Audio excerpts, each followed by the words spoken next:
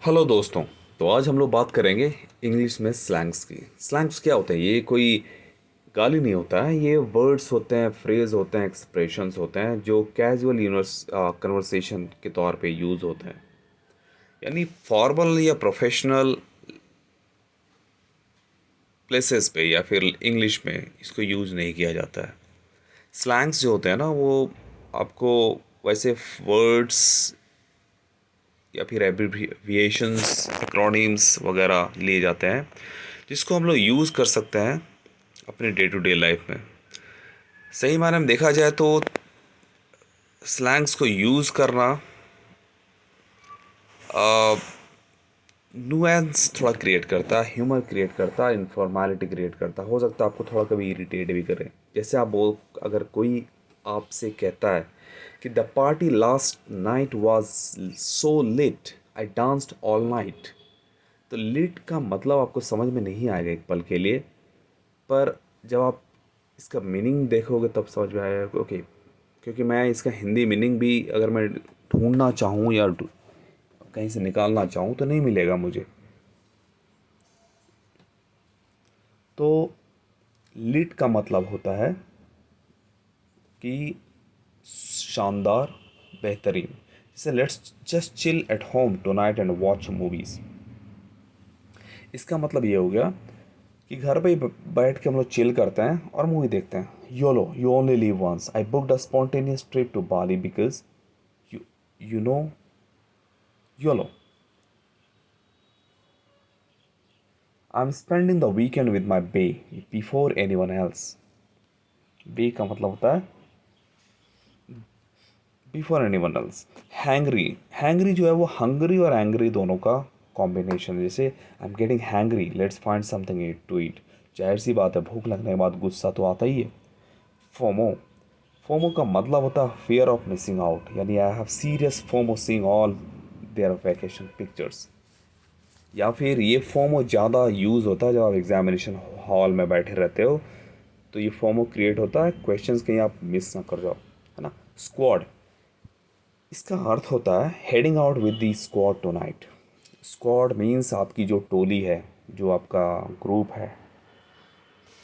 Gucci, everything is Gucci, don't worry about it. Gucci का मतलब होता है कि अक्सर हम लोग इस ब्रांड की बात करते हैं, पर गुच्ची जो होता है कि सब कुछ फेयर होना। जैसे everything is Gucci, don't worry about it. Salty means why are you so salty about losing the game. Salty अक्सर हम लोग बोलते हैं, जैसे कुछ अगर खाते हैं तो नमक अगर ज़्यादा हो तो हम सॉल्टी बोलते हैं, पर यहाँ पे सॉल्टी का मतलब होता है कि परेशान होना, चिंतित होना। Snack, that guy at the party was a total snack. Snack means जो अपने तरीके से चीज़ों को करता रहता है, पर thirsty, she is always so thirsty for attention. thirsty means ऐसा नहीं कि आपको पानी पीना है इसलिए थर्स्ट है। थर्स्टी का मतलब ये भी होता है, जो कहते हैं ना भूख प्यास, वो थर्स्टी किसी चीज़ को लेके। Flex, did you see him flexing his new car on Instagram. Flex मतलब शो ऑफ करना। Ghosting, he totally ghosted me after our date. Ghosting का मतलब होता है कि आपने किसी को व्हाट्सअप किया तो वो दिखेगा कि बंदा ऑनलाइन है, और आप उसे टेक्स्ट भी कर रहे हो, मैसेज भी कर रहे हो, पर आपको कोई रिप्लाई नहीं करेगा, ना तो मैसेज चेक करेगा, उसको कहते हैं hosting. Basic, she is so basic, all the drinks is pumpkin spice lattice. Basic मतलब साधारण। गोट, ग्रेटेस्ट ऑफ ऑल टाइम, ये क्रिकेटर्स लोग के लिए उनके फैंस ज़्यादा यूज़ करते हैं, या फिर ये फुटबॉलर्स के लिए अपने अपने जितने भी जो उनके सेलिब्रिटी होते हैं उसको ज़्यादा हाइप करने के लिए। जैसे Michael Jordan is the GOAT of basketball, मतलब ग्रेटेस्ट ऑफ ऑल टाइम है वो। Shade, she threw some serious shade at her ex during the party. Shade का मतलब होता है कि एक झलक दिखलाना, या फिर कुछ नया वैसा करके दिखाना जहाँ पर आप किसी को इग्नोर करते हो। Savage, his comeback was so savage I couldn't stop laughing. Savage का I'm sorry, savage, सैवेज का मतलब होता है किसी को डिस्ट्रॉय करना। जैसे his come back was so savage I couldn't stop laughing. Savage का मतलब हिलेरियस भी हो सकता है। थिक, थिक का मतलब होता है she is got a thick figure and she rocks it. Thick figure means beautiful gorgeous figure, attractive figure. Extra, why do you have to be extra all the time. तो extra कहने का मतलब होता है कि बहुत ज़्यादा खुद को वो दिखाने की कोशिश करना जो आप नहीं हो। Slay, she absolutely slayed that presentation. Slayed मतलब कहते हैं ना, स्ले करने का मतलब होता है कि तलवार से किसी चीज़ को काटना। तो स्लेड का कहने का मतलब कि किसी ने अगर अपना बेस्ट दिया हो तो। डोप, तो shoes are so dope, where did you get them. Dope means जो मतलब आपको सच में बहुत ज़्यादा अट्रैक्टिव या अच्छा लगे। Guilty pleasure, watching reality TV is my guilty pleasure.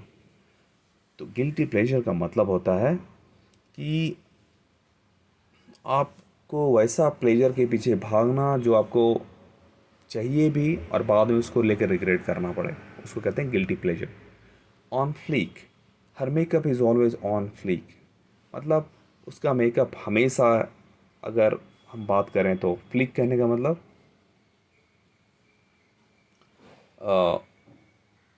आप उसको बोल सकते हो कि अगर उस चेहरे पे अगर मतलब उसने हमेशा लगा रखने की अगर उसकी टेंडेंसी है, एक हैबिट है, तो उसको फ्लिक बोलते हैं। Woke, he so woke, always speaking up for social justice. Woke means कोई अगर इंसान अंदर से जागा हुआ है तो। वोक का मतलब ये नहीं सो के उठना और जागना। वोक मतलब किसी चीज़ को लेके अंदर से एक्टिव रहना। Snatched, her outfit is snatched. She looks amazing. Snatched means perfect होना। Shade, throwing shade at someone can create unnecessary drama. Shade means किसी को के रहने के बाद भी अगर उसको इग्नोर हम करते हैं तो उसको शेड बोलते हैं। T, spill the tea, what's the latest gossip। T का मतलब चाय भी होता है और टी का मतलब ये भी होता है कि किसी भी बात को लेके ऐसे छेड़ना जैसे हम चाय पे बैठे हुए हैं। जैसे spill the tea, what's the latest gossip. Wavy, his music has a wavy vibe to it. Wavy का मतलब होता है कि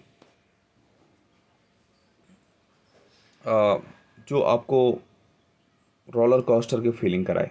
thirst trap, posting that selfie was a total thirst trap. First trap आप इस कॉन्टेक्स्ट में यूज़ कर लेते हो, जैसे अगर मान लो अपने, सिंपल सी बात है, एक एग्ज़ाम्पल ले लो। आपको अगर पानी पीना है और आपको जब बहुत प्यास लगी होती तो जैसे आप पानी कैसे पी जाते हो, गटक गटक गटक गटक गटक करके, है ना, या फिर swallow कर जाते हो। तो थर्स्ट ट्रैप कहने का मतलब होता है कि किसी चीज़ को ऐसे करने की कोशिश करना जैसे आपने कभी पहले किया ही नहीं है। तो पोस्टिंग दैट सेल्फी मतलब सेल्फी पोस्ट करना कुछ ऐसा था जैसे कि उसने ज़िंदगी में पहली बार, कहते हैं ना। तो इस तरह कोई भी ऐसा हरकत जो किसी ने पहली बार किया हो उसको थर्स्ट ट्रैप कहते हैं। क्लैप बैक, क्लैप बैक का मतलब होता है she didn't hesitate to clap back at her critics. मतलब अपनी जो खामियां हैं उसको पॉजिटिवली और कॉन्फिडेंस के साथ एक्सेप्ट करना। ठीक है। तो इस पे असाइनमेंट आप कैसे कर सकते हो, तो आप इस पे राइट अप लिखो, ब्लॉग लिखो, आर्टिकल लिखो, लिंक्डइन पे, फेसबुक पे, ब्लॉगर पे, वेबसाइट पे। इससे आपकी जो सोशल मीडिया कवरेज है वो बढ़ेगी, आपकी सेल्फ ब्रांडिंग प्रमोशन होगा और आपका इंग्लिश लैंग्वेज स्किल्स भी इम्प्रूव होगा। ठीक है। उसके अलावा भी आप पीपीटी यूज़ कर सकते हो या फिर एक हैबिट यूज़ कर सकते हो चीज़ों को यूज़ करने का, है ना। तो इस तरीके से आप स्लैंग्स को भी, क्योंकि देखिए स्लैंग्स कुछ होता है ना, सॉल्ट की तरह होता है, स्पाइसेस की तरह होता है।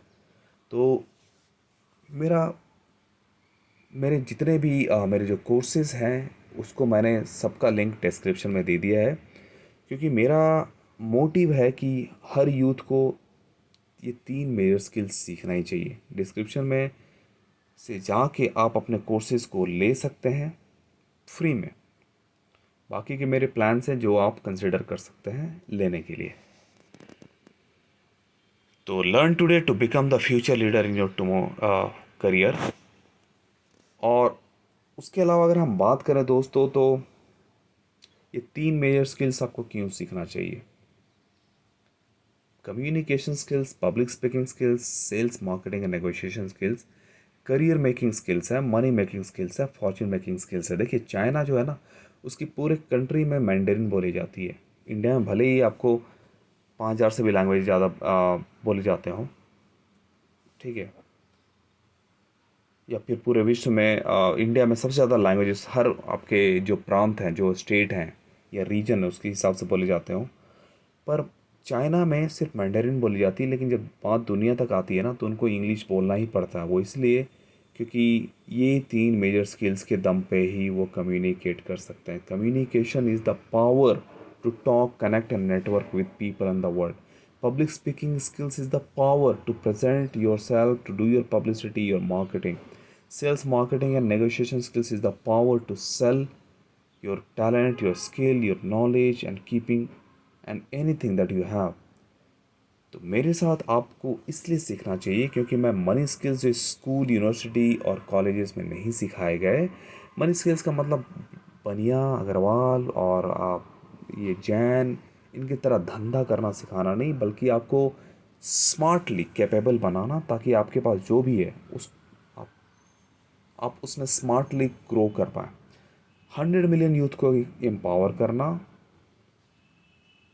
और 10,000 करियर अपॉर्चुनिटी क्रिएट करने की कोशिश एफिलिएशन बेसिस पे। क्योंकि कभी अगर आपको लगे मैं क्यों सीख रहा हूँ, तो याद रखना, आपको दुनिया के साथ कंधे से कंधा मिला के चलने के लिए इंग्लिश, जो कि मेजर लैंग्वेज है मोस्ट, वो आपको सीखना ही पड़ेगा, ताकि कोई आपको झुका ना सके, कोई आपको नीचा नहीं दिखा सके और कभी भी कोई आपकी बेइज्जती ना कर सके। क्योंकि एमबीटीज़ का मकसद है हर 5 साल में 100 मिलियन यूथ को ये 3 major skills, career leadership skills सिखाना, जहाँ पर वर्थ 3 करोड़ के कोर्सेज को डिस्ट्रीब्यूट करना है हर महीने।